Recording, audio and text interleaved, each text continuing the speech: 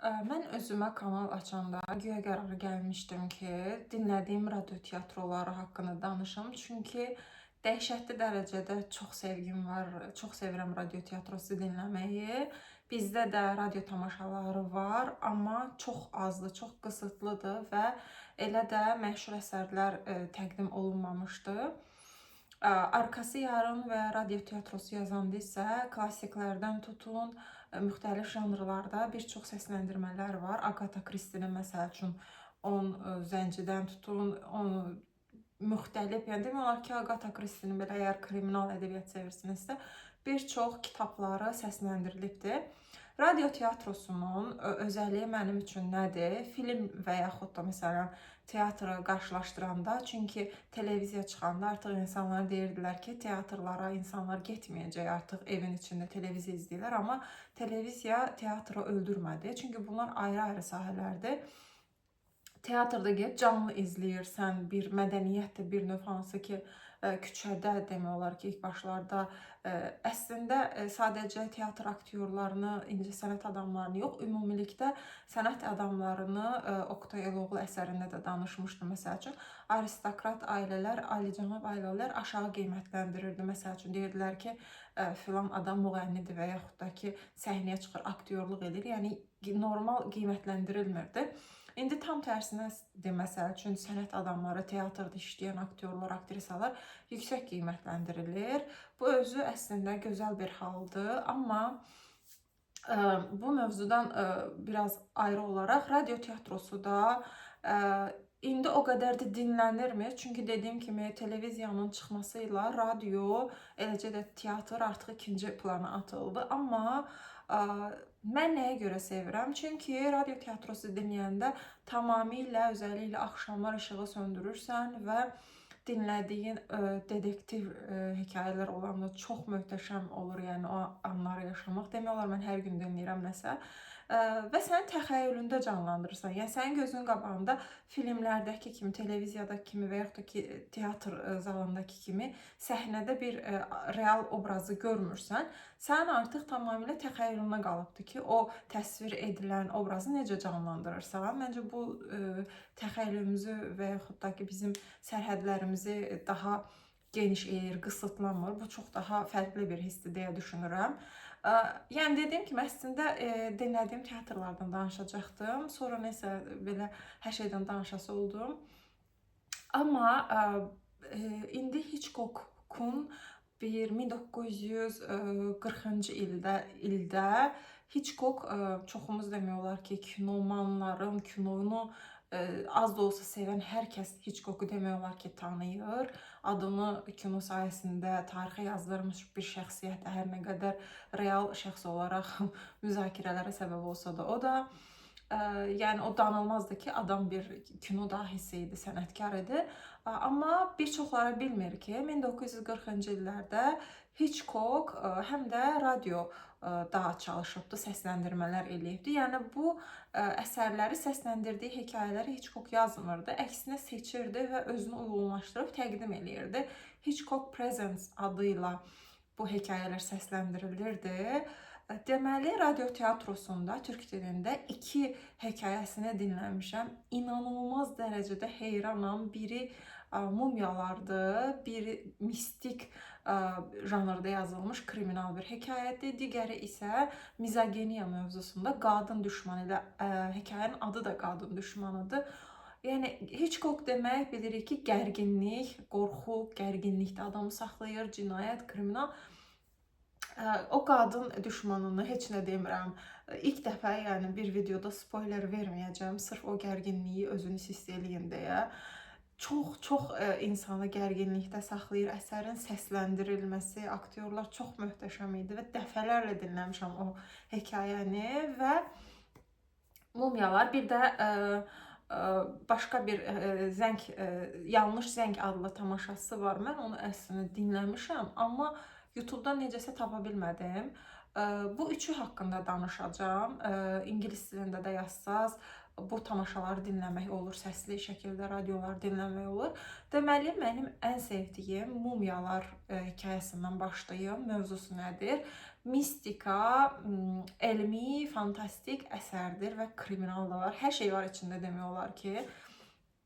Demək, burada Mumiyalar hekayəsində bir elm adamıdır və sıradan bir elm adamı deyil. Yəni elm üçün, elmdə biz bilirik ki, elm düşünür ki, yəni bunu hansı videoda demişdim. Nəysə, əxlaq məsəl üçün mövzuları girdi artıq 2-ci Dünya müharibəsindən sonra. Çünki insanlar üzərində, heyvanlar da üzərində çox dəhşətli testlər aparılırdı və 2-ci Dünya müharibəsində özəlliklə bu Nietzsche'nin bildiyimiz kimi üst insan qavramından sonra hansı ki yanlış anlaşılırdı və Hitler onu faşizm ideologiyasına uydururdu. Məsələn, meymun və insan qarışığı üst insan, üçüncü bir irq yaratmağa çalışırdı. Bunun da səbəbi insanı, yəni yeni bir insan modeli yaratmağa çalışırdı ki, artıq normal insanlardan çox güclü, hərbiyə yararlı, daha doğrusu militarist güc üçün istəyirdi bu üçüncü bir irqi, belə deyək. Meşələrdə hansı ki bu nə bilim çox müxtəlif, yəni sadəcə Hitlerə aidləyir. Dünya yaranandan bu yana yəni kolonlaşdırma mövzusu olsun, əxlaq mövzusu onun içinə giribdi. Çünki yenə də deyirəm, kolonlaşdırma mövzusunun özündə də insan artıq yarada bilir, amma əxlaqi, hüquqi olaraq qısıtlamalar var və əsasən, yəni sözümün canı 2-ci Dünya müharibəsindən sonra bu mövzu ortaya girdi ki, elm adamları düşünürlər ki, elm uğrunda hər şeyi qurban vermək olar.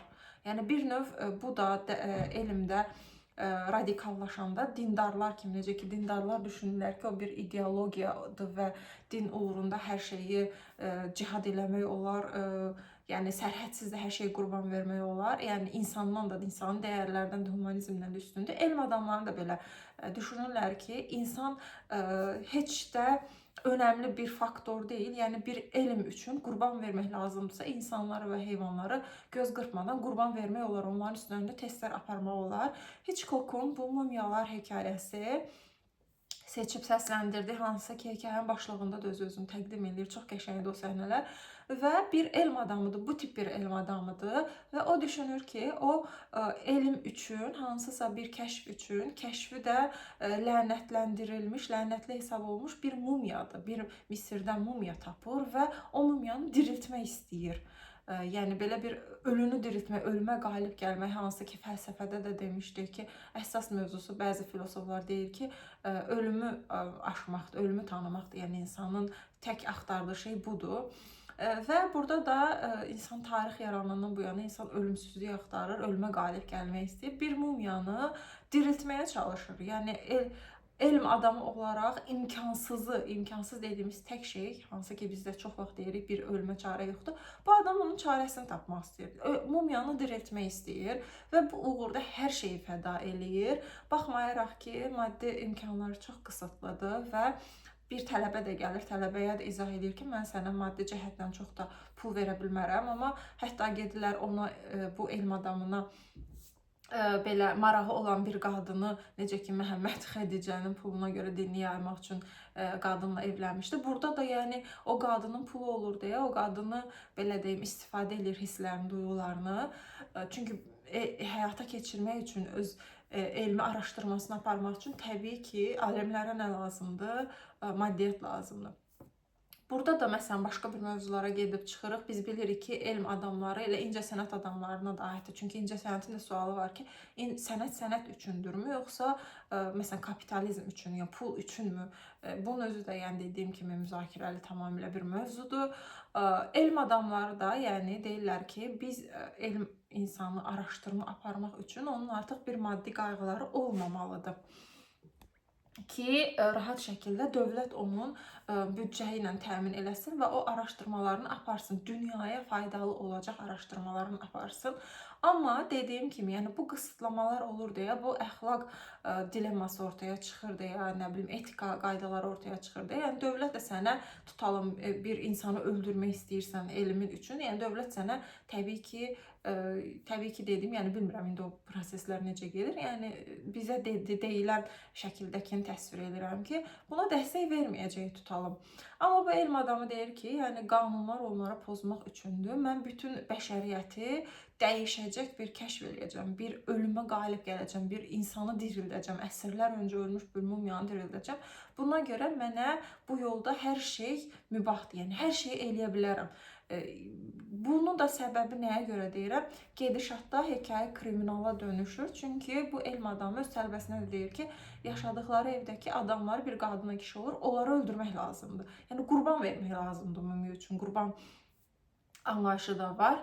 Yəni sən o cinayət eləməlisən bir öz elmin üçün, öz araşdırman üçün və həmən tələbə də bir orada əxlaq dediyim kimi qarşısında qalır ki, yəni yenə də deyirəm, bu yadımdan çıxdı hansısa videoda deyirdim, yəni utilitarianizm danışmışdım. Hə, anime Gotik Vampirədə animedə danışmışdım ki, orada da Yuki bu utilitarianist düşüncə qarşısında qalır ki, bir insanı və yaxud da ki, deyək, bir topluluğu xilas eləmək üçün tutalım, bir 10 nəfəri xilas eləmək üçün bu Kantda da var. Biz deməli bir nəfəri tutalım, qurban verə bilərikmi? Yəni burada daha çox faydaçılıqla yanaşsaq, 10 nəfəri belə deyim, kəmiyyət keyfiyyət məsələsi də var da, 10 nəfəri xilas eləmək üçün tutalım, o bir nəfəri qurban vermək nə qədər doğrudurmu? Yəni nəticədə daha çox insan həyatı qurtarasan.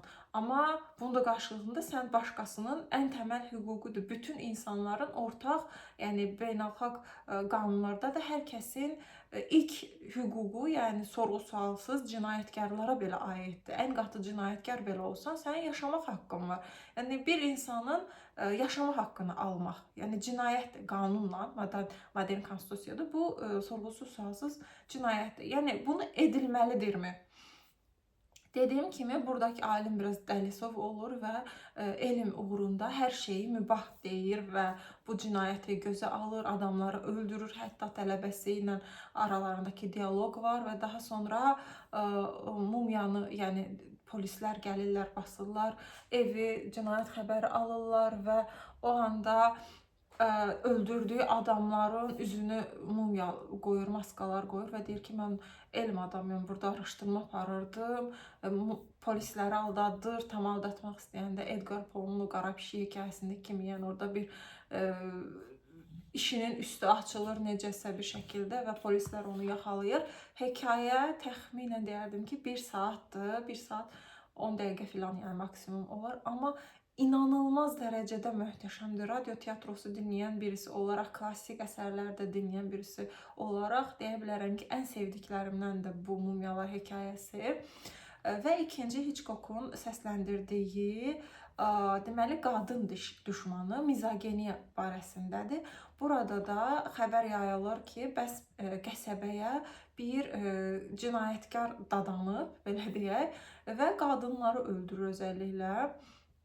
Və biz daha sonra baş roldakı qızdır, hansı ki onlar filmə getmək istəyirlər, amma ən əsasən məni gərginlikdə saxlayan, yəni qorxudan ürəyim partlayacaq da az qalsın. Gecənin bir yarısı o təqib edildiyini düşünür, rəfiqələri qorxurlar, çölə çıxmırlar, çünki artıq polislər xəbərdarlıq edir ki, təhlükəlidir, gecələr çölə çıxmayın.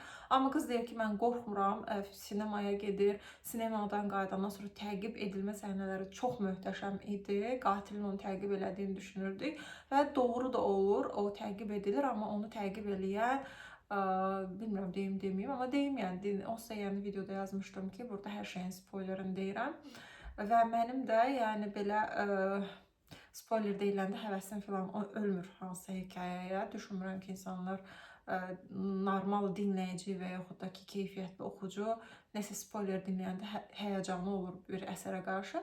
Yəni onu da təqib eləyən, özümə haqq qazandırdımsa deyə bilərəm spoileri, təqib eləyən bir polis mayoru olur və hekayənin sonunda qatil tapılır. Amma bu spoiler hissəsini burada sizə deməyim ilk dəfə ki, bu cinayətkarın, yəni qatil tapılır. Biz indi səbəbini bilməliyik ki, hansı səbəbdən dolayı o qadınlara düşmandır, yəni mizogenistdir. Qadınların fərq qoymur, ona nəsə elədi, eləmədi, qadınları öldürür və biz bunun səbəbini dinləyib orada hekayəsini görə bilərsiniz. Qatilin travmasını və yaxud da ki, gedişatı. Yenə də deyirəm, birincisi radio teatrosunun Mumiyalar, ikincisi Qadın Düşmanı, bir də Wrong Number olmalıdır. Yanlış zəng olur. Hitchcock'un bu da səsləndirməsi idi. Hansı ki fiziki qabiliyyəti, yəni qısıtlı olmuş, qısıtlı yox, fiziki məhdudiyyətləri olan bir qadındır və bu qadın təsadüfən bir telefon zənginin şahidi olur. Nə deyirdilər ayalıq ona? Telefonlar qarışır, 2 nəfər əvvəllər danışanda ev telefonu 3-cü nəfər qarışırdı. Yəni elə bir qarışıqlıq yaranır və bu qadın o danışıqda deməli eşidir ki, o 2 nəfər bir cinayət planlayırlar və öldürmək istədiyi adamın da qadın özü olduğunu anlayır təsadüfən. Və daha sonra Hitchcock'un ən məşhur radio səsləndirməsindəndir bu hekayə. Gərginlik, təbii ki, Hitchcock demək gərginlik demək. Və Hitchcock bu qadının bu yaşadığı özünü, çünki fiziki məhdudiyyətli bir insandır, özünü necə qoruyacaq, təkdir, yəni bu mövzudadır. Yəni Hitchcock'un təbii ki, film dahisidir dediyim üçün ən məşhur əsərlər Hitchcock deyəndə ağlımıza gələn Psycho və yaxud da ki, Quşlar ən məşhur əsəri. Yəni bunlardan da danışa bilərəm. Metaforlardır, çünki o Quşlar əsəri özləri başdan ayağa o film metafordur, roman əsasında çəkilibdir. Amma əsasən düşünürəm ki, Freydin məsəl üçün radio səsləndirilməsini demək olar ki, toplumun 90% deyərdim ki, bilmirlər. Amma yəni yeni bir nəsə sınamaq istədiyiniz anlarda açıb radio teatrosunda Hitchcock'u səsləndirmələrini dinləyə bilərsiniz. Hitchcock'un dedim əslində danışmamışam, amma əslində gotik ədəbiyyatdan danışanda Daphne du Maurier'ın deməli Rebecca əsərini filmi ilə kitabını qarşılaşdırmasını eləmişdim və o filmini də Hitchcock çəkmişdi, Rebecca adlı filmi. Əslində Hitchcock'un bir filmin haqqında burada danışmışmış, amma indi yadıma düşdü. Yəni belə Hitchcock'u bu tərəfdən də tanımaq istəsəniz, hansı ki radiodan da əlavə televiziyada da şovlar göstərib deyən adam çox rəngli bir obrazdır və belə, yəni Hitchcock'un radio teatrosunu ümumilikdə onsuz da radio teatrosunu çox, yəni ən azından bir dəfə dinləyib, əgər xoşunuza gələcək bir əsər olsa, mütləq ki, belə narkoman kimi dadanacaqsınız. Çox gözəl nümunə verdim.